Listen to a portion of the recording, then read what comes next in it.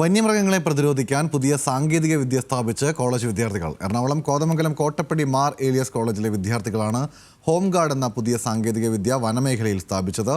കാടിറങ്ങുന്ന ആനയുടെയും കാട്ടുപന്നിയുടെയും എല്ലാം ശല്യം ഇതുവഴി തടയാൻ കഴിയുമെന്നാണ് പ്രതീക്ഷ.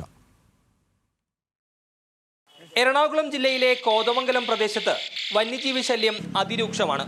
കാടിറങ്ങുന്ന ആനയും പന്നിയും ഉൾപ്പെടെയുള്ള ജീവികൾ കൃഷി നശിപ്പിക്കുന്നതും മനുഷ്യരുടെ സ്വൈര്യജീവിതം തകർക്കുന്നതും ഇവിടെ പതിവാണ്.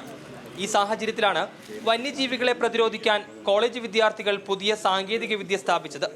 ഹോം ഗാർഡ് എന്ന് പേരിട്ടിരിക്കുന്ന ഈ ഉപകരണം സെൻസർ അടിസ്ഥാനമാക്കിയാണ് പ്രവർത്തിക്കുക. വന്യജീവികളുടെ ചലനം തിരിച്ചറിഞ്ഞ് ഉടൻ അലാം മുഴക്കും.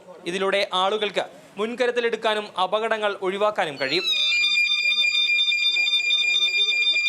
കൂടുതലായിട്ടും ജനങ്ങളുടെ മേഖലയിലേക്കും അതേപോലെ തന്നെ ഇപ്പൊ നമ്മൾ രാത്രി ട്രാവൽ ചെയ്യുന്ന സമയത്താണെങ്കിൽ പോലും വന്യമൃഗങ്ങളുടെ ആക്രമണം കൂടുതലായിട്ട് കണ്ടതിനെ തുടർന്നാണ് ഞങ്ങൾ ഈ ഒരു പ്രൊഡക്റ്റ് കണ്ടുപിടിക്കാൻ കാരണം. ഉപകരണത്തിൽ ഘടിപ്പിക്കുന്ന ക്യാമറ മൃഗങ്ങളുടെ ഫോട്ടോ സ്വയം തന്നെ പകർത്തുകയും അത് ഉടൻ തന്നെ കൺട്രോൾ റൂമിലേക്ക് അയക്കുകയും ചെയ്യുന്ന പുതിയ പദ്ധതി രൂപകൽപ്പന ചെയ്തു വരികയാണ്.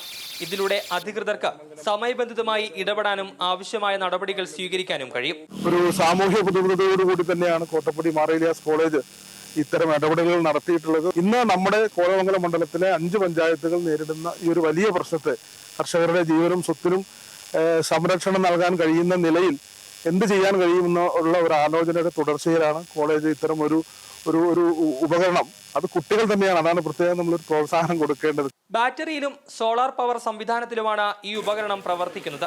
അതിനാൽ വൈദ്യുതി ലഭ്യമല്ലാത്ത പ്രദേശങ്ങളിൽ പോലും ഇത് സ്ഥാപിച്ച് പ്രവർത്തിപ്പിക്കാൻ കഴിയും. കുറഞ്ഞ ചെലവിൽ ഗ്രാമപ്രദേശങ്ങളിൽ ഉപയോഗിക്കാവുന്ന ഈ സംവിധാനം മനുഷ്യ വന്യമൃഗ സംഘർഷം കുറയ്ക്കുന്നതിൽ വലിയ സഹായകരമാകും എന്നാണ് പ്രതീക്ഷ. ന്യൂസ് മലയാളം, കൊച്ചി.